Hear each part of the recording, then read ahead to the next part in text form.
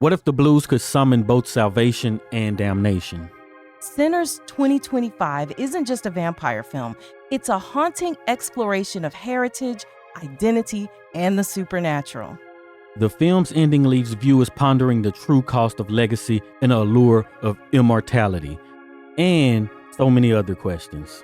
In this spoiler and non-spoiler review of Sinners, we'll unravel the film's layered conclusion, delve into its rich symbolism, and discuss why Ryan Coogler's latest work is a standout in the horror genre. I'm Heit. And I'm Cheri.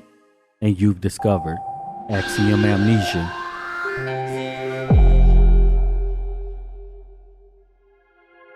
We want to thank all of the supporters who helped to make this video possible. If you want your name to appear alongside these contributors, make a one-time donation of $5 or more via our website at axiom.app, Cash App, or you can head on over to patreon.com/axiomamnesia to enjoy all of the benefits of becoming a monthly subscriber. So as we're doing this review, the film is still in theaters here in April of 2025. And were you surprised at the reaction of everybody? Like, you got to see this film, you know? Yeah, I was, because you don't get that often. And yeah, that's just one. And then, it's black. So we're talking about black folks. Yeah. Right. So a lot of the times we say, oh, yeah, support black. But when the black stuff come out, we don't really hear about it. We don't know about it, But if you say something that's not positive, but then you get a reaction of, ooh, it's because it's black, but nobody ever even mentioned it or said that it was good. So yeah, but I was excited after everybody else was excited, because that makes for some really good discussions if the film is good. So first things first, like we always do our reviews, we do a non-spoiler portion first, and we'll let you guys know if you haven't seen the film when you need to stop watching this if you don't want it spoiled for you. But we'll talk about some things generally to give you an idea of what to expect without spoiling the film, and just some other discussions surrounding the making of the film, etc. So the first thing we should talk about is kind of the background information. The writer and director is Ryan Coogler, who has brought to us so many other films in the past, early on, like Fruitvale Station. And of course, he did Black Panther, the Black Panther movies, and brought to film Wakanda, and that whole thing, Creed, and one of the, what's the one thing that I never really thought too hard about prior to this, but like Michael B. Jordan is just his, I almost want to say his muse, he's his partner, actor. Right? It's like they make films together, and that's it. And it works, though. I think it really works, and I think they're really good friends and stuff.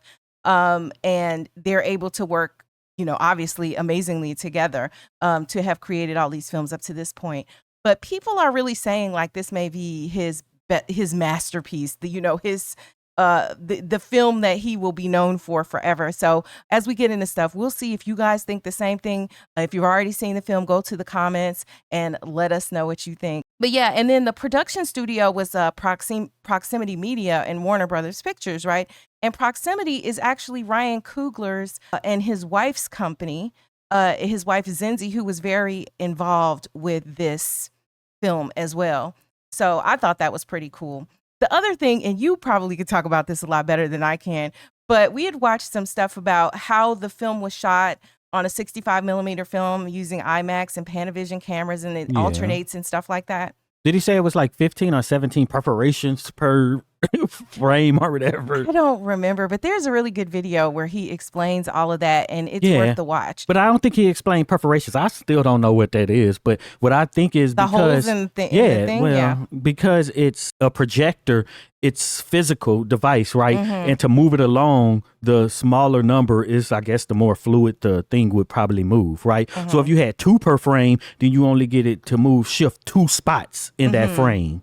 Right, so I think the higher number projector. Yeah. And I guess the IMAX still they show the film in film, maybe, and the other cinemas we get a file on a hard drive basically, and they project that. Then there's the music, right? The film, it has blues all through it, and some other genres as well. Some, I guess I'd say, Irish music, and so Ludwig Göransson composed the score And he drew on inspiration from 1930s blues music. He recorded with renowned musicians like Buddy Guy and other newcomers in order to help create this, not only the score but the soundtrack to the film as well. And it's interesting because he's from Sweden or Switzerland. Which one was it? I think he's from Sweden. Yeah. And so, but he has done the music. He went to, well, I guess you could, they both went to USC. He and Ryan Coogler, I think, together, right? And so that's when they met. And so that he locked in with his musical score guy, with his composer early on. And so I think Ludwig has done all of his films up to this point. And you might also know him from, he also did the song Redbone, right? That everybody, stay well. Childish Gambino. Yeah. Mm-hmm. So he is, well known with music and film. And so then the soundtrack does feature some live performances and whatnot. If you guys have listened to the soundtrack, let me know what you think. I won't ruin my thoughts in this moment, but let us know what you think in the comments. Want us to cover your favorite movie ASAP? A one-time contribution of just $50 or more to Axiom Amnesia gets you a deep dive on demand, a 30-minute discussion on any film you choose. It's easy. Step 1, send $50 via our website, axiom.app, where you can pay via card, Apple Pay, or you can pay directly via Cash App at $Axiom Amnesia. See the links below. Step 2, tell us your movie, email, the name you want to appear on screen, and what kind of deep dive you want. General, a specific character, a particular aspect of the film, etc. Step 3, watch your deep dive on demand with your name listed as executive producer. Lock in your deep dive on demand today and hurry. Spots are limited. This offer is not valid for filmmakers or distributors. Subject to availability and terms apply. So let us continue with this non-spoiler review. The cast. So we have Michael B. Jordan, and he's playing twins in this movie, Smoke and Stack Moore. And they're called collectively the Smokestack Twins. And their real names are Elijah and Elias, right? And then we have their love interests, right? So Smoke has a love interest. His wife is played by Wumi Mosaku. And then we have Stack's love interest, Mary, who is played by Hallie Steinfeld. And we also have other people in the film. The film centers around a young man named Sammy, and he's played by newcomer Miles Canton, who actually started out as the singer Her. He was on tour with Her, and Her is the one who said, hey, there might be this role you could be interested in. And, he auditioned and whatnot, and then they chose him. So he is really a newcomer, and, people are just raving about what a great job that he did in his first film role. In addition to that, we also have Jack O'Connell, who plays Remick, who and Pearline is played by Jamie Lawson, who is temporarily Sammy's love interest in the film. We also see a cameo. Would you call that a cameo by Buddy Guy playing Sammy in his later years? Yeah. But yeah, and then we also have Delroy Lindo. We know Delroy Lindo, Crooklyn and everything else, right? Who plays Delta Slim, who's a musician. And then we also have some shopkeepers who are Chinese-American shopkeepers named Bo and Grace, who are played by Lee Jun Lee and Yao, collectively. And then we have Omar Miller. When you see him, you'll know his face. He plays Cornbread. And so those are... Yeah. And Saul Williams plays Jedediah, who is Sammy's father. Yeah. Yeah. And so the themes involved in this film are really like love, Black oppression in the Jim Crow South, religion, salvation, freedom, cultural identity. There's just so much to unpack. Like we could do 50,000, different, maybe not 50,000, but we could do a whole bunch of videos on this movie and still barely have scratched the surface. But one thing I want to just say moving forward, because I know you guys are looking at the visuals and whatnot, with the films that are in the theater, we have to kind of come up with some unique ways to present these ideas to you. So we thought that, we would go, our digital selves would go into character and pretend, because the film takes place in 1932, Clarksdale, Mississippi. And we thought that we would participate and become cast members, if you will, by, or just at least as we're covering it. So you'll see some interesting visuals of this. And, the other day we posted and said, what film do you think we're covering next? And with a animated GIF. And someone said, oh, please don't use the AI because this looks creepy. Well, that was the point. It's a creepy movie. The picture was supposed to look creepy. Hello. Anyway, so let's get into our ratings of this film. So let us start with the plot. All right. The plot of this film, I am giving it a 10. And it just has to have a 10 because it's just amazing. There's no, I did not find any deficiencies. What? I found nothing wrong with the plot. So to me, the plot is a 10. And I don't think I've given anything a 10 on the plot, but I thought it was amazing. All right. So with the plot, I guess I could go ahead. I'm going to give it about an 8 because of some reasons that we'll talk about that will be spoilers. Sort of spoilers. But yeah. So yeah, I'll give it about an 8. I don't think it was perfect. To me, it was perfect. So let us also talk about next. Entertainment. I am gonna have to settle on a 10.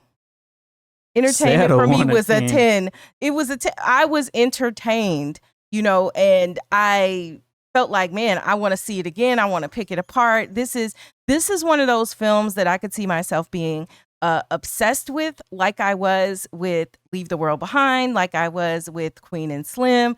The difference between the two is that with Leave the World Behind, it was on Netflix. So I could watch it as many times as I wanted, back to back, in full glory, the way it was intended to be seen. But, there's no way to do that if the film is in the theaters at the time.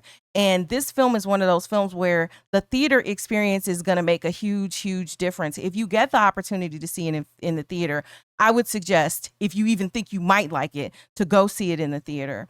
Which, by the way, our theater... But we can see it as many times as we want in our theater. Yeah. Luckily, because if you guys, have passes, like the theater passes, those are really nice. And, if you go to the theater enough, then, to get for your monthly fee, itself, it does pay for itself. But our theater experience wasn't that good this time. Our theater's trash. So we don't get to see, because, we got this subscription, we don't get to see an IMAX. We don't get to see the big screen, right? And everybody talks about, they see it and then the frame changes and opens up, the aspect ratio opens up, and we didn't get to see any of that. No, but in addition to that, it was dim and it was hot in the theater. I was like, why is it, there's air in the theater, so why is it hot in the there's air, as soon as you go out of the theater, it's cool outside of the theater, so why is it hot in the theater? And it's not like it was crowded. Our theater, we saw it was maybe 10 people in there or so. Wasn't that many people, so there was no reason for it to be hot. But anyway, entertainment, in spite of the conditions being not optimal, the entertainment factor was a 10. And that's even on a screen that looked a little too dim, in my opinion, and wasn't the IMAX version. But the sound was decent. Okay. I just give it about a 7 because you get kind of the action part of the movie and the salacious horror parts too, right? It's just stuff that I'm not into, but it wasn't a bad experience entertainment wise. So let's talk about the cinematography. I think it was a lot of good things in terms of the cinematography. Right, so you did have when we talk about the production design, Hannah Beachler, I think she won an Oscar. You know what I'm saying? Mm-hmm. You had the costume design, Ruthie Carter, who I think won an Oscar, right, for their Black Panther work. I think they both won Oscars. So, that part is good. Then you got Ryan Coogler, who is, now he's experienced. They give him all this money. You could do a whole bunch and hire whoever you want and then go through all these iterations with all the different films and all of this stuff. Mm-hmm. So, but the shots looked good and everything. And, the fire is really the only thing when you're watching these things. Fire, smoke, and water, that's CGI. It's really hard to do, right? And then I think of the film. What's the one where we talked about the fire at the end? Tales from the Hood. And it's kind of like, oh, this part is kind of funny. I kind of got a little sense of that with the fire, but then, sometimes it's better than others. But just overall, being able to pull it off and, put all these things together would give me about a 9. He had some long shots in there too. Yeah. That, were impressive. The fact that, it could just be filmed so seamlessly. Yeah. Right. So, and you have that one scene that everybody talks about of the music, right? And just the evolution of, I guess we just say black music, right? We got that one long shot, which was just amazing. And they're kind of calling it, I think, generically the juke joint scene or something like that. So, that's a scene that I think people gravitate most toward. That, to me, that was clearly the most impressive scene. It was one of the most touching scenes in the film. So yeah. But so my rating that I would give to cinematography, you got a 10. Bruh. A 10 because Okay. it was a 10 for the reasons I've explained. All right. So what about the acting? We got a lot of people we can talk about. Yes. I don't think anybody was bad. That's to start off. Okay. Yeah. Well, so give me your thoughts on the acting. But I think it was good. We got all these good people. Michael B. Jordan playing 2 roles. You got Miles Caton. Is that how you say his name? I was saying Caton, but Miles Caton, right? At first I was like, your voice is fake. You know what I'm saying? But he got that shine voice. He's talking from under here. And then, I don't know. That's just what I think of. His voice is very captivating in his speaking and singing voice. I was. It sounded like he was made to do the blues, right? That's probably why he was cast. But everybody just did good. I didn't see anybody who's like, oh man, why did you cast them? How was our acting? What? Did you see us in the B-roll? Not that good. I'm just joking. So with the acting, I just have to give it a 10 because there was nothing else. You got to give it a 10 because it was a 10. What you mean? No, it was yeah. Yeah, there was nothing negative really about it, right? So you're gonna give it a 10. Yeah, they all did good. Okay, so my acting score, I am unsurprisingly to you guys gonna give it a 10. Bruh. It's a 10 in the acting, and I'm gonna tell you what. The idea that Michael B. Jordan played twins and they were just so different when you looked at them, in spite of the fact, one wears like a blue kind of motif and hat and the other one wears red. You could tell even by how they held their face that they were different people. And I think it just took a lot to deliver that. I was very impressed by that. But I mean, of course, Michael B. Jordan is a vet. He's been believable since The Wire and, his role in there where he, amazingly played Wallace. So he's been in the game a long time and he's a vet. And so, yeah, but that was impressive. I was impressed with Sammy. There was nothing in here that was unbelievable. There was nobody in here who was out of place. And I think we also have to acknowledge that we have actors who have, who are not American, some of them, and they had to, make sure that they were doing the appropriate accents, right? Let me tell you something. It was undetectable to me. The woman who played Annie, Wumi Masaku, right? Her accent was just totally undetectable. She's British. And I was like, you sound like you are from the Mississippi Delta. Like there was never any question when I listened to her. But the accent that I was most impressed by was the accent. It was 2 of them. Grace, who is the, shop owner. She was the Chinese shop owner. She's played by Lee Jun Lee. And then Grace has a daughter in the film also. Their accents were amazing, and I'm going to tell you why. Because you could hear, because obviously they still spoke Chinese, right? You could hear their other language influence in the Chinese, but they also had a Southern accent on top of that. They had a black scent. And a black scent, right. Like, that was just layered. And the fact that they both did it, to me, so the acting has to be a 10. Everything was just on point. And The other thing is this is a very heavy film in subject matter, but then, and it's also a horror-ish, you know. And on top of that, we're looking at this film and it gives you the comic relief you need to be able to keep moving through the film without, you know, feeling, you know, totally downtrodden by what is being presented. So I think that's all, you know, a testament to the acting and everything else that's involved, you know. All right. So for sound, I'm going to give sound a 10.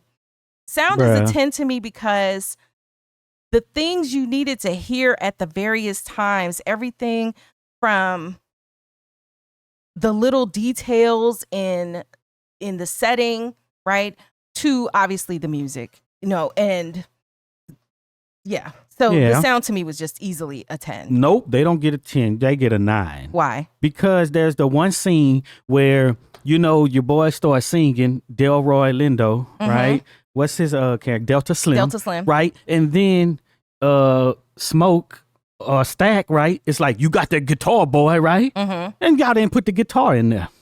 They supposed like to make so nitpicky. No, that is one part. Maybe that's plot. That's one, or editing something. There's one part in the movie where you should have had a song and you didn't deliver on it. I'm gonna just attribute that to y'all forgot to put the soundtrack. Or maybe in there. it did get cut out because it probably the did. film was 2 hours and 17 minutes. But it wasn't, you know, sometimes when films get over 2 hours, you can feel like, oh my gosh, I'm in the scene. Let me, you know. Or you could have transitioned and played the music, right? Without, if you didn't have the footage of him playing the guitar. And I ain't going to put that on editing. I'm going to just say you could have just threw some sound in there and you didn't. So I don't know if it's sound or editing, but somebody got to take fault. a hit. So yeah, you know, the film definitely was, you know, was lengthy. And let me just also mention that there was, you know, a lot of yip yapping because I think at first, the first weekend, what did it do? Like 40 million or 60 million or something 65, like that? Yeah. 65-ish, 60 plus. Right. And as we're recording this, we're kind of coming to the close of the second weekend that the film was out. And surely by now the film has made back the $100 million that was fronted to make this film. But the other thing that people... I think it's... Well, yeah, it's at 121 million, somewhere around that. Okay. Worldwide. Oh, okay. All right. So yeah, it's more than made back the 100 million. And the interesting thing about Ryan Coogler's deal, which, you know, got exposed along the way, is that he also had 2 things that were very interesting. Well, 3 really. One is that after 25 years, he gets complete ownership of this film. The second thing is that he starts making money from day one. So it doesn't require for the film to make back all the money before he starts getting his cut. He gets a cut of the sales from day one, which is, I think, what percentage though? I don't remember the percentage, but whether it was not, you know, like you getting paid from day one. I know, I'm saying like it's something simple that they could do, but they just never want to do it. They just don't want to give up that money. Then to me, the most important thing is that he got what, they have another term for it, but what I'm just calling it like final cut. He's the one who decides what the final version of the film is going to be. It's not the studio telling him, oh, we need you to cut this and that out. No. He's the one who decides. And I look at what this film contained and his final decisions, he and his wife, perhaps maybe even and others, but on his team, not controlling that creative kind of, not having, he and his team having creative control is what made this film what it was. And if he didn't, I'm sure they would have screwed it up. I know, because I could look at some things that happened in this movie and I'm like, yeah, they would have been like, why don't we just go ahead and tone it down? Why don't we, you know, why don't we do something different? So I was just pleased that was the situation, you know, that he got his just dues. But let's talk about editing. Okay. So editing, I'm going to... You're going to give it a 10. How did you We don't even need to ask. Editing, I'm giving it a 10 because everything fit together. I wasn't confused. There wasn't something that I look back on the film and feel like, you know, and say, I wish that was different. You know, I really felt like this film did everything it needed to do and more because editing, in addition to just what's on screen, is going to add up to, you know, evoking the emotions at the various times that it needs to evoke. And there were a couple of moments in the film where I was emotional, not like I'm about to cry emotional, but where it just touched me in a place that just... When I get emotional, I can just cry. Yeah, but no this matter was the more emotion. of like well, I could have cried probably, but this was more of just I like, cried during suspense. what? Well, there wasn't a lot of suspense in here. I'm just to saying me, in but general. yeah, you know, but yeah. So I felt it, and y'all know what I mean. But yeah, there's one scene where Delta Slim is telling a story, and there is an aspect of that story where that he's telling that at one point I was just like, "Ooh, I felt that," you know, as he's describing what's going on, and that is one of the times, because you know you would think it would be during the music. Of course, the music hits your spirit in a certain way, Yeah. but even that story, and I think that was up to the way it was edited as well as obviously acted. Yeah. So it's getting a 10 from me. Okay. For the editing, I will give it a 1. Nah, I'm lying. I give it a 10. But so I would say that one long shot of, like, in my soul and in my mind, I understand the evolution of I'm a musician, the evolution of music, the connection to spirituality, our souls, and all of that, and the interconnectivity or the transcendence of time, right? Mhm. But it was never put in a way that was shown in the film. Hmm. So, yeah. So it really hit me. I was like, okay, Yeah. I get it, right? It's a little different, right? When you're in your time, space, and wherever you are in your life versus looking at it from the outside, basically, Yeah. and experience it too. So you Yeah. kind of, yeah, it's just a different way. But So what did your rating wind up being? I got an 8.6. And my rating is a 10. Bruh. I've never rated a film a 10. And I guess if we had been doing ratings at the time of Leave the World Behind, well, no, I did rate that, but I don't think I gave it a 10. But We let's just didn't say, rate that, did we? did we rate it? No, I don't remember. I don't think so. But I would have maybe given it a 10.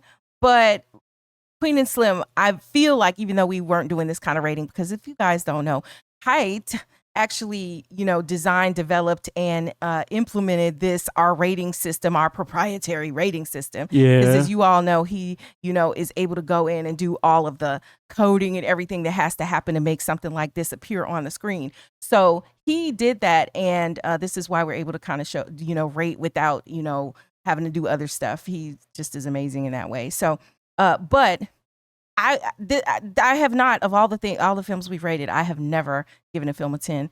And so that just tells you how much I really did like and enjoy this film. So let's talk about it. I mean, obviously it's worth the watch. Like, we normally are like, is this film worth the watch? Is it worth it? There's not, like, that's a foregone conclusion. But the question I would like to discuss is this a real horror film? Or is it something else? Because I saw where Spike Lee talked about, you know, like they invented a new genre. Yeah. This is not, you know. We've seen Get Out. Yeah. I think it kind of follows a similar trajectory or similar template started from Get Out. Well, what do they right? call that? Afro surrealism, kind of in that vein of things, because it feels a little suspenseful. It feels a little like horror. It feels like thriller, particularly.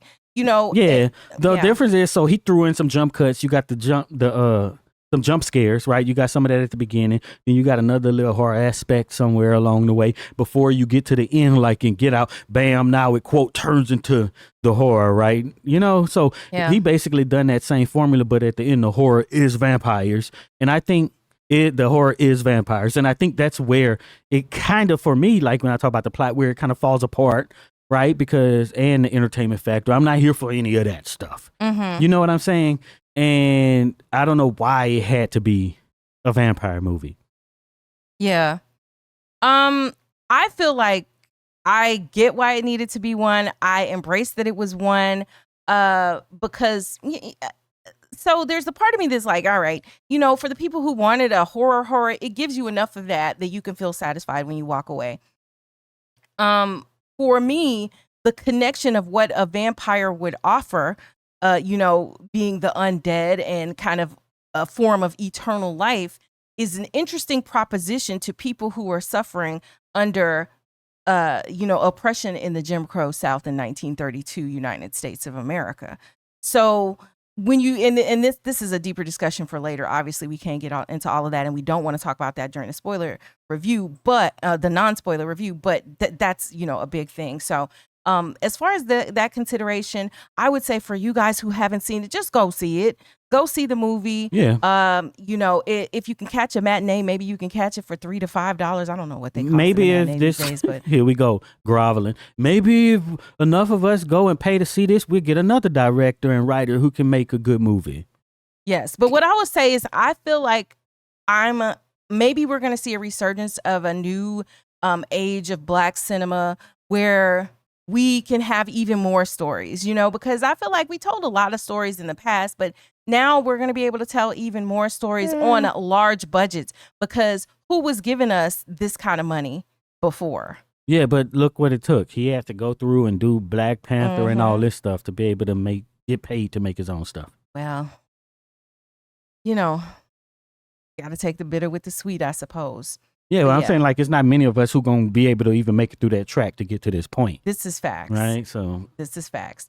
So at this point, I think it is safe to say, if you do not want this film spoiled for you, you should go ahead and just hop on off the call right now so that you don't have it spoiled, because we are about to get into our spoiler review. And the first part of that is going to be the summary of the film. And, we always kind of break it down into act 1, 2, and 3.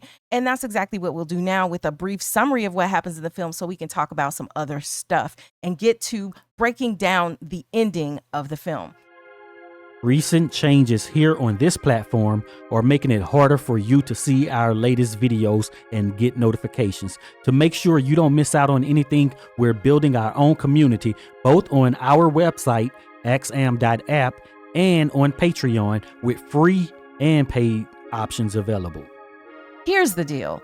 While you can still watch our videos on YouTube, much of our current catalog and many of our upcoming videos will become unlisted and only accessible to our Patreon, axiom.app, and YouTube channel members. We'll be posting links to these unlisted videos directly on Patreon and axiom.app, so you'll be the first to see them, if you're a member. If you choose the free Patreon option, you will still get access to some exclusive content like watch parties, where we watch movies together and give the commentary, and other special videos. But premium paid members will get full access to all of our exclusive content. No new account is needed to join our Patreon. Just log in with your existing social media account. While some of you may find this announcement disappointing, don't worry. We have no plans to leave YouTube at this point, but you guys are our cousins and our tribe, and we refuse to let platform changes tear us apart. So help us stay connected. Join us on Patreon today at patreon.com/axiomamnesia. You can check the links down below or in the comments. So, Act 1, we'll call this Return to the Delta. So in 1932 Mississippi, these identical twins and their World War I veterans, Smoke and Stack Moore, they're both portrayed by Michael B. Jordan, they return to their hometown of Clarksdale, Mississippi, after years of working for Chicago gangster Al Capone. Interesting twist there. Using stolen money, they purchase a sawmill from a racist landowner, Hogwood, to transform it into a juke joint for the local Black community. Their younger cousin, Sammy, is this aspiring guitarist, and he joins them despite his pastor father's warnings about the supernatural nature of blues music that he loves so much. And the twins, they assemble this team, including a musician, Delta Slim, a singer, Pearline, Smoke's estranged wife, Annie, and others to help bring their vision of this juke joint to life. So, we see them going to find each of the people they need to bring together. And so that's basically kind of like what happens in Act 1. And what I thought, and I said to you later when we were talking about this, is like, what is the deal with the fact that they hit town, I think, that day, and they were like, not only are we going to buy the place, which isn't ready to open, but we're going to somehow get it ready to open with the people who are going to be supporting it and helping it, having no idea that we're trying to do something tonight. It don't take much. You just need some electricity. Apparently. The electricity, people who were going to bring the food, a sign outside, and, the music. Did we even see the sign? I don't even remember looking at the sign. I don't remember looking. Y'all go to the comments. Did y'all see the sign? I can't even remember it now. See what I'm saying? Plot.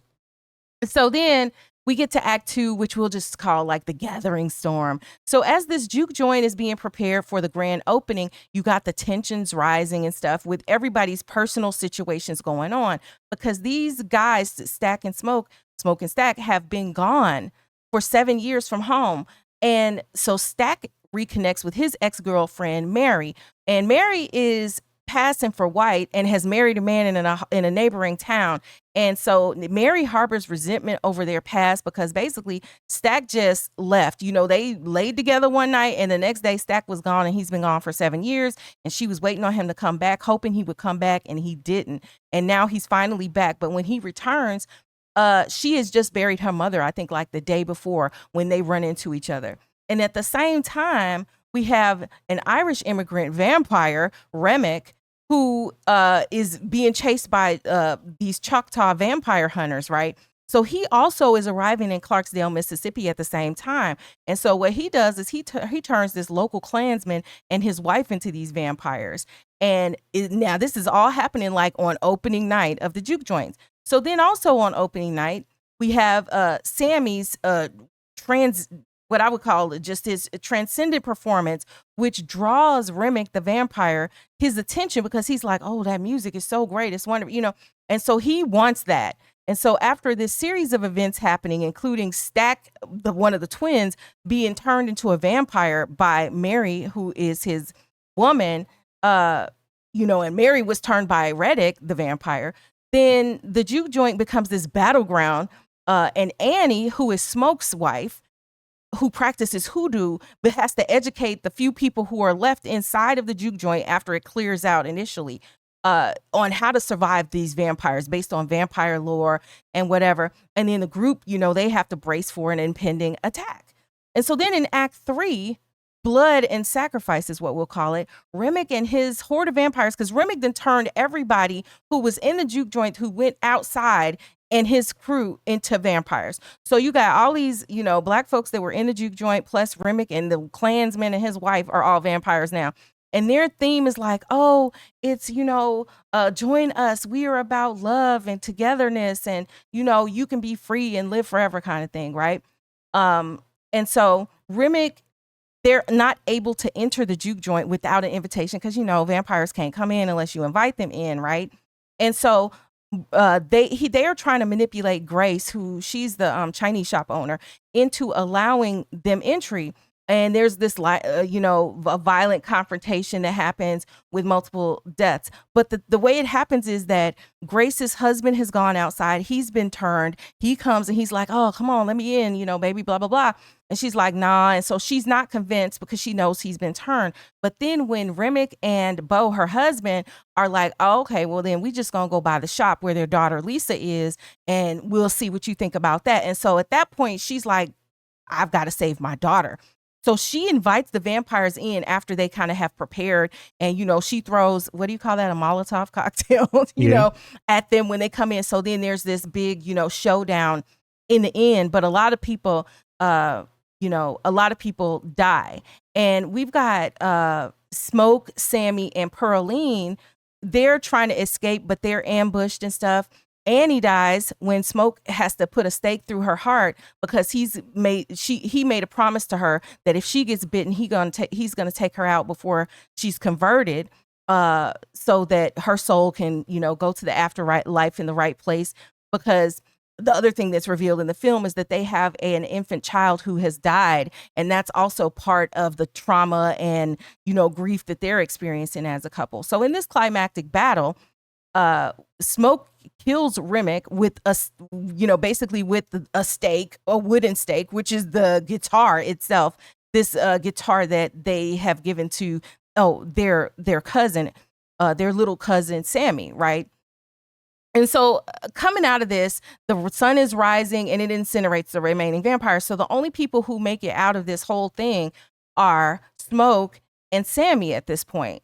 And we're like, wow. So Smoke tells Sammy, hey, go on back home or whatever, and, you know, you're to make it home. And he's like, I got something to take care of. So then Smoke sets up, and he knows that the clan is going to be coming back, because the only reason that they sold him that land, Hogwood sold him this land, is because they basically have been using this what was an old mill as like a massacre ground. I would assume they keep selling it over and over again to Black people. And then they would when the Black folks would all come there, be working there, whatever, they would massacre them and then just resell the land over and over again. Because when Smoke and Stack bought the land, there wasn't even any paperwork exchange. It was like, oh, okay, let me give you this stack of money, So that's what happens. But then in the process, Sammy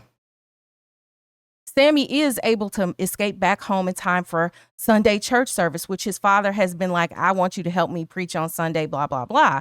And then in the beginning of the film, we have seen where it opens with this point where Sammy is coming back after his night with the vampires, and he busts into the church on Sunday service and whatever. His father welcomes him in and everything like that.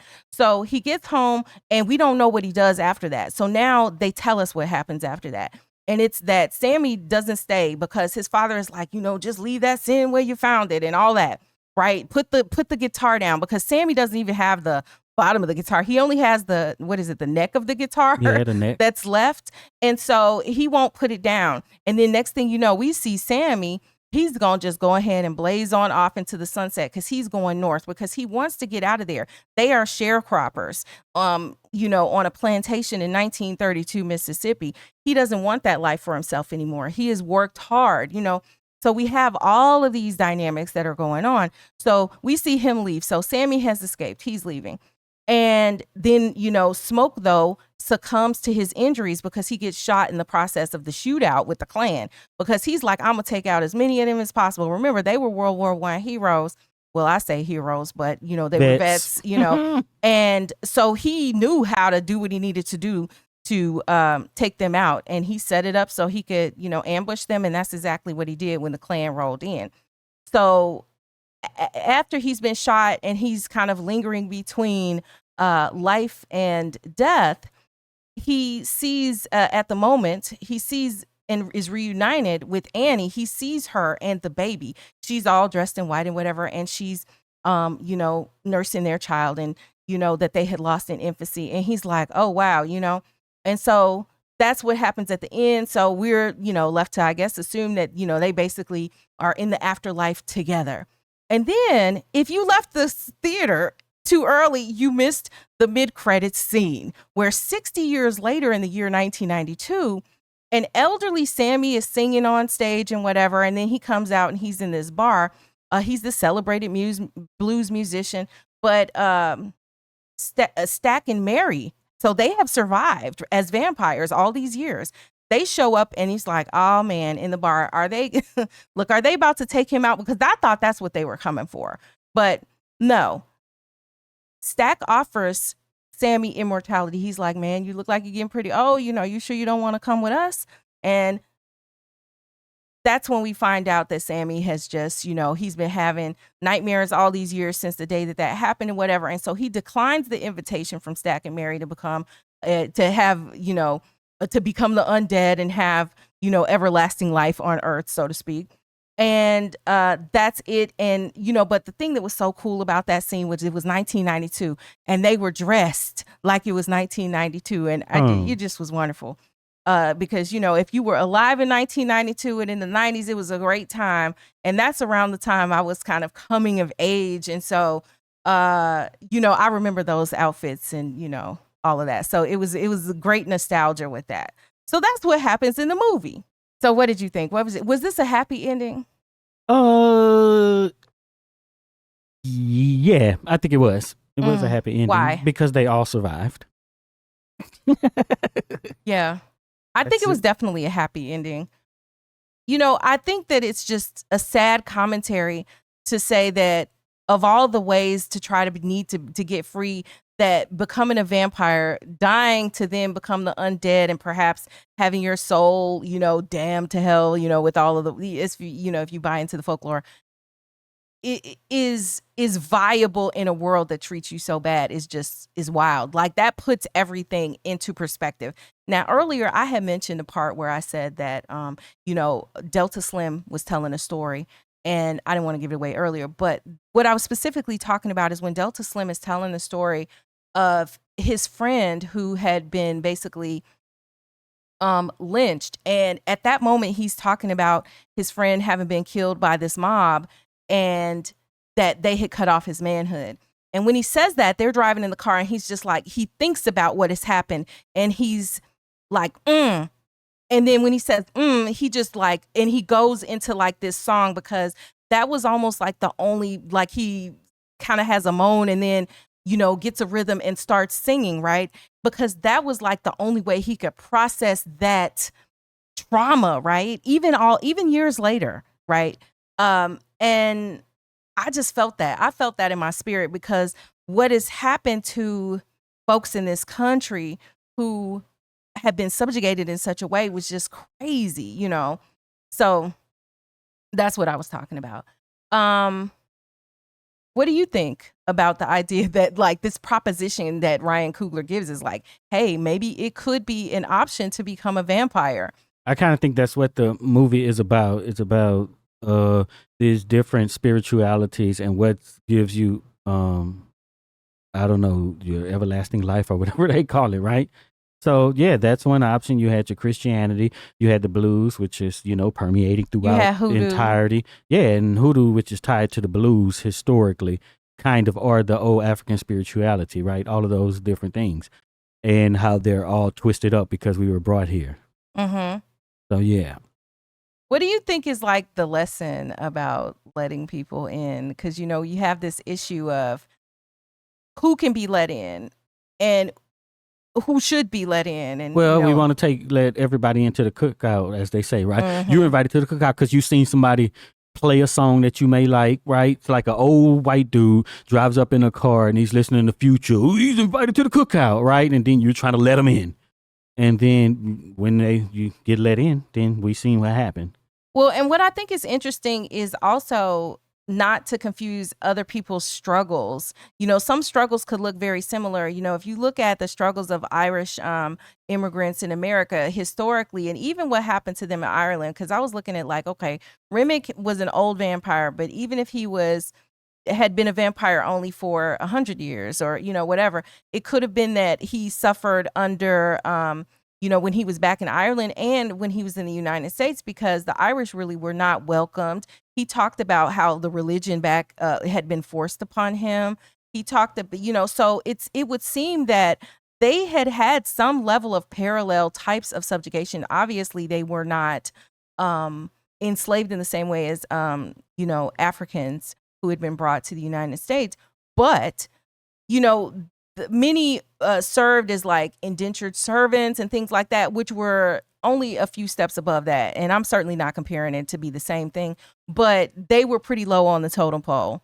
And so the proposition coming from Remick, who is like, I understand, they already wrote you off, but I can offer you something great. And how many times, and I think as a community, when you want things to be better for your people and yourself individually, how we can be fooled by that, because it really was kind of like a false proposition, because in the end, you were going to still be ruled by Remick, right? As long as he was alive. Yeah, but I don't know if it was false, right? Because it's whatever you go into, you're ruled by whatever. If you want this thing, then you got to go somewhere to get it. Right? I don't think any of them were wrong. It's true. And then we seen 60 years later, your boy's still young living, right? Yeah. So he got what he wanted and he's only happy. But where would he be if Remick was still alive? Because he would have been, with Remick. Oh, probably. well. So if you go to the Christians' version of everlasting life, then you get ruled by Jesus, the angels, and God, right? So it's no different. Interesting. Yeah, I guess that's true. And then I was like, I think the question that so Ryan Coogler is forcing all of us to ask ourselves in a way is like, am I willing to be a vampire? Because I don't think the film tells us, quote unquote, what is right. Right? I think the film is showing us different paths to people who are desperate, trying to find peace. It's just like the human condition. We want to go to heaven to live forever because we don't want to die. So that is basically no different than a vampire, you wanting that same thing, even though theirs is here on earth. That's just like, it's about, like, they mentioned a lot about how the white man's religion and how this religion became the black man's religion here in the U.S. Right? You adopted this same thing. You adopted all the philosophies and stuff, and by getting away from the spirituality of where you come from, right? And then you took that same spirituality that was there and you sank it into church, which became the gospel music, right? So when you had the singing and dancing of indigenous people in Africa, it was about the quote praise and the spirituality. It's all wrapped up. You get here in the U.S. as slaves, you get this different spirituality, but that same music and everything happens. When you see Delta Slim in the car, that is a manifestation of that, where he's feeling these feelings. So the only thing he can do is let it out with the music of the time, which is not gospel, which is blues, or the music of the so-called sinners, which in every religion, every other person is a sinner or wrong or devil worshiping. The vampires, they got their music and everything that's all wrapped into their spirituality. Yes. And while we're on the subject of the vampires music, first of all, I really enjoyed the I'm not sure if it would be called Celtic, but the Irish music that was in there. If it's Ludwig doing it, is it? I don't know. You know what I'm saying? Yeah. So I don't know. But what I would say is I would just categorize it as Irish music. Somebody in the comments might, be able to better direct me, and I would defer to you on that. But I would say, my point is that there's music that Irish people are singing and dancing in here. Right. And at one point, Remick, as the Irish vampire, starts basically literally doing the river dance. I was like, what in the Michael Flatley is going on in this movie? Because it was almost comedy, like it was. Was it? I think it was showing like you had the black people doing the black folks dance, right? I just wasn't expecting it for him to bust out with that, because it's not to watch river dancing, and I call it river dancing. Maybe it's Irish dance, I think is the technical term. But it's not funny. I think it's amazing the fact that they can move their ankles and feet like they were that's doing an art form. Yeah, they were doing no different than the other folks, right? Because so inside, right, they're talking about, you're going to conjure up these spirits, right? That's from the Christian perspective when they were talking about, you're going to sing in the blues, you're going to conjure up the devil or whoever else, right? Because it's connected spiritually. That is what their take was, as the Irish people outside, they were doing the same thing. But they liked it when they came up to the door and stuff because of that connection to Africa and all of this and our ancestry, our roots, because of the things like the precursor to the banjo being African made, right? And then you get the guitar, right? So then when you see this and you hear this, and your boy carries around a resonator guitar, right? Sammy, he has a resonator guitar which amplifies the sound. That is the skin that's on the banjo is doing the same thing. So they both had or a 6-string. They have an extra string on there on the banjo. On Sammy's guitar, but yeah, go ahead. Yeah, so that's the whole connection, and that's why it's like, okay, the film may be trying to say that there are similar roots for both, in a sense. And I just want to say, we are getting to the subject of fully explaining the ending, because that is just a whole deep thing. But we just need to at least talk about these subjects first. So talk to me more about, because we talked about Sammy's guitar and all of that. Let's talk about the idea of the crossroads. Okay. Clarksdale, Mississippi was not chosen by accident. And, it's a town where, blues is said to have started. And then this idea of the crossroads and, maybe being nearer there or in Clarksdale. Yeah, Clarksdale has claimed that that's where Crossroads is. So the Crossroads is where you had Robert Johnson, who just went off one time, right? And then he came back. He's a blues player, guitar player. He came back and they was like, dang, this dude can play guitar like never before. He went off trash. He came back the best to ever do it. And then the story came that he sold his soul to the devil at the Crossroads because he had this song called Crossroads Blues, right? That he talked about where he went and he went to these crossroads, right? So then there's like a bunch of places that people can call the crossroads, right? They're like, oh, maybe it was over here. Maybe it was over here based on this mythology, right? About Robert Johnson. Mm-hmm. Yeah. So the thing is that, so all these people, they kind of know each other and stuff, right? So in the song Crossroads, he talks about, his friend Willie Brown, right? Who worked with Charlie Patton, who in this film, he said, hey, I gave him this guitar, right? They told him his guitar was Charlie Patton's actual guitar. But yeah, so the Crossroads is this place, and Clarksdale is one of the spots that could potentially be what they consider the crossroads. And the story was that he sold his soul to the devil, but there's other people who'd be like, it wasn't actually the devil. And as I'm saying, with the different spiritualities, everybody else, if you're not doing what we do, then it's the devil, as bad as wrong as sinners, right? It could have been Legba, which would be some more related to hoodoo or some other African religion, right? Mm-hmm. And yeah, that's that. So, when it, I'm just thinking about all the directions you could possibly go in, because there just is so much to talk about.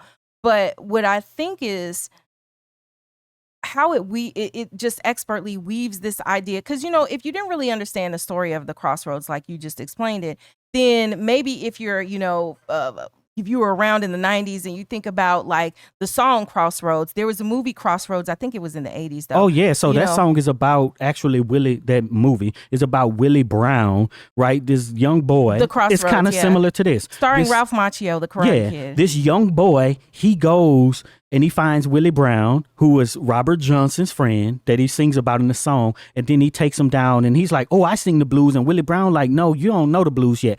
Just like in this movie, right? You don't really know the blues. That's what Delta Slim told him, right? And then he had to go and get this experience, get his heart broken, all that stuff. Your boy just probably had to get a girl in this film, Sammy, right? So that's what happens in there. And Willie Brown is basically takes whatever, I don't even know the boy's name in the Crossroads. Crossroads. He takes him to the Crossroads. Yeah, and then they meet up with Legba. They actually name him that in that movie, I think. And the thing about it is Willie Brown, I think, had given up his soul, right? And it was to get his soul back. Yeah, that they wanted to exchange it. Yeah. So, yeah, but that was, that was a good movie for the time. And then, like just the Bone Thugs and Harmony song, right? The idea that the crossroads, meet me at the crossroads. Is that the same thing? Yeah. I don't know. I don't know. Meet me at because to say you're at the crossroads also, well, I think in general, the idea of the crossroads is that veil that they talked about between life and afterlife, right? So if you're at the crossroads, you're there. And just because you're there don't mean it's the devil, right? The cross, because you're looking out at someone else's spirituality and claiming that to be the devil, right? You can go there, give your life to the Lord, right? Because we got plenty of Christians here. And then you come back playing better because God is moving through you now, right? So that's why you have your Saul Williams, musician, right? For the most part, where he's the father, Uncle Jed, and he's like, you need to come back here, basically. Put down the guitar and do whatever for the Lord, right? Or do the music for the Lord or something that's not over there with the sinners and the hoodoo or whatever else is going on over there. Yeah. But it could just be you went over there and hollered at Legba, and that doesn't mean it's negative. Well, and I just think that it's just how probably your perspective is going to depend on what your own personal beliefs. That's what's going to color it. Because there have been, some people and folks complaining on social media and stuff talking about I had to walk out the theater because it was the sinners and this, but you sitting up watching Housewives and everything else. But okay. And, I really kind of meditated on that because I was like, all right, I can understand, wanting to protect yourself in a sense from what you expose yourself to, right? Not letting it in. But the question that I have is this. The stories that are cautionary tales, and this is definitely a cautionary tale if you think about Sammy's story, right? So the idea that Sammy's like, no, I'm gonna go do this. I know what I'm doing. And then you fool around and you get yourself involved with these vampires, right? Yeah. So, and then if you think about the stories that are in the Bible, they're full of things of people dealing with evil and all of that stuff. So if there's art that is fashioned around that, is that bad just because it discusses it? Or learning about others' religions, right? And I'm no theologist, so a lot of this stuff I probably get wrong. But just as an overview, I think that we know that in a lot of them, probably most, there's good and bad in that. So yeah. Well, we also need to talk about the scene. The scene. Okay. The scene that is in the juke joint and whatever when Sammy is singing his song called I Lied to You.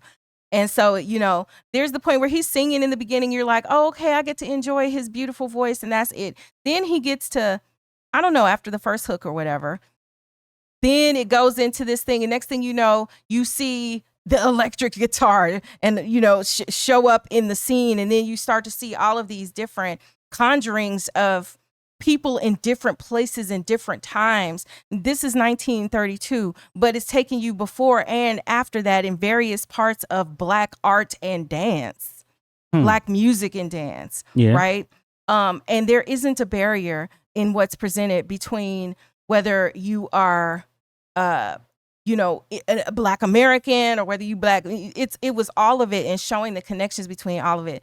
But when I tell you, when I saw the turntable show up, and something about, I feel like that's a bounce beat, right? That was kind of intermingled in between there. Yeah, I think so. At the part where they actually show the twerking, it's a take on kind of like bounce, right? Like that. Yeah. Yeah, but so there's this thing we talk about, but we haven't talked about here, is the idea of stemming, right? We go around and we see that randomly people just bust out, our people, bust out into a song or a lyric or something, right? Or you bust out, do a dance and women just start randomly twerking in places and in situations. And what about, and the thing that I noticed, and at first I really did judge it, but I'm rethinking that, is at these protests. Because I was annoyed when I saw it happen at some of the protests after George Floyd, right? And I was like, why are we over here twerking? We're judging it because we don't think it's channeled into the right things, right? The contention you had between gospel and the blues is that, hey, you're R&B or whatever genre it was at the time, you're not singing for the Lord. You're taking our stuff and you're bringing it into the secular, right? So it's like at these protests and stuff, you're doing these dances and it may be incorrect, right? Placement and channeling of these things that are connected to, our spiritual selves. And bring it on back to stemming, because that's what it made me think about, was that what they doing at protesting. Yeah, it's possibly stemming, right? So when Delta Slim is in the car. What if you don't know? What is stemming? He getting emotional. Yeah. They are like these little, I don't know, micro acts that you do to cope, right, in the immediate. Yeah. Right? So like when Delta Slim is in the car, he's tell this story and he just can't take it anymore. He start humming and patting on his leg. Yeah. Right? And then he just goes into the song. Yeah. Yeah. So like when you see the lady, you're gonna lose your job and start dancing in front of the dude, right? That is basically the same thing. Or when you see somebody's getting kicked out of a restaurant, they can't do anything else. They just turn around and start twerking. Look at you laugh. Right? You done seen this plenty of times. They're getting out, they can't do anything. You know what I'm saying? They don't have the power to change the stuff in the moment, and they just start shaking their ass on the person. I think it's maybe a form of stemming in the moment. I think you're right. It's just that it feels wild. But I'll tell you, I did have this one incident. Look, I'm telling a business, y'all. But I had this one incident where we had lived in an apartment. This was, years ago. We were living in an apartment and we didn't have a washer and dryer. And then, they have the laundry room. And I had gone to the laundry room.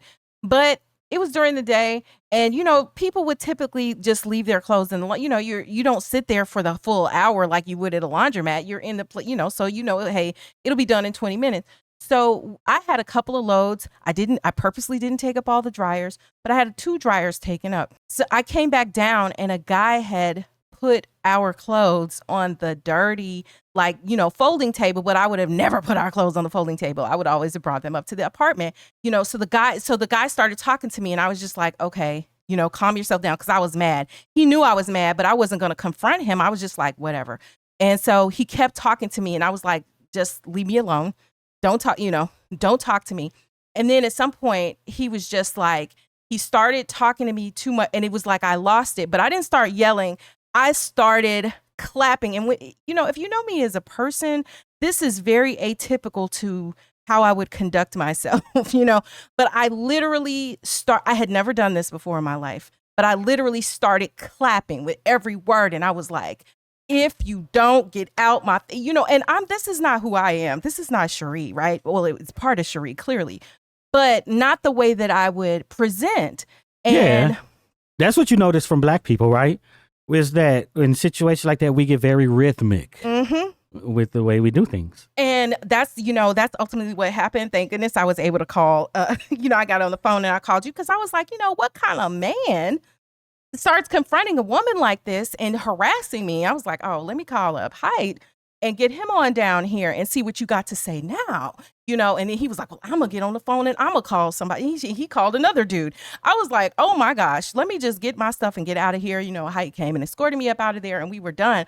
But like, it was crazy. But in the postmortem of that interaction, I was like, what in the world? Like, I've never behaved this way. Like, where did that come from? But see, it's there. It's always there. Yeah. You know, and I just find it very interesting. Yeah, it's like how is it?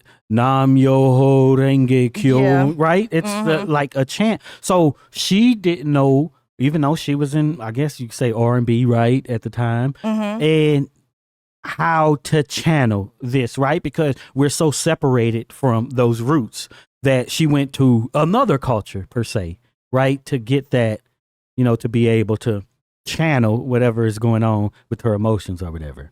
Yeah. And so taking it to what's, you know, the dominant culture here, Christianity, something like that happens. Oh, now I need to pray. Oh, Lord, right? Blah, blah. Depending on which sect it is, you may do the Hail Marys, or, you know what I'm saying? Those rote things, or you have your moment where you, quote, talk directly to God. So, yeah. Yes, indeed. I think it's all wrapped up together.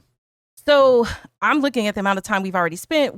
Unfortunately, we don't have enough time right now to go into the ending explained part and the breakdown, because that is quite a bit longer. We talk longer than we expected to talk about, you know, just the breakdown and the review of the film.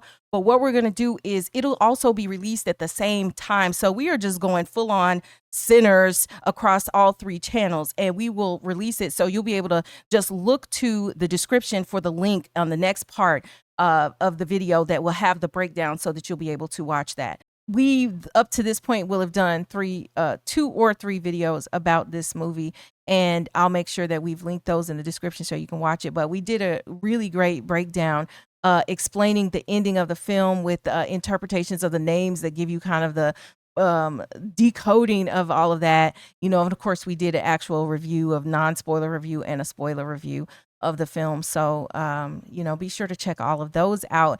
And we appreciate everybody who supports the channel in a number of different ways. You guys know that we still have the deep dives on demand.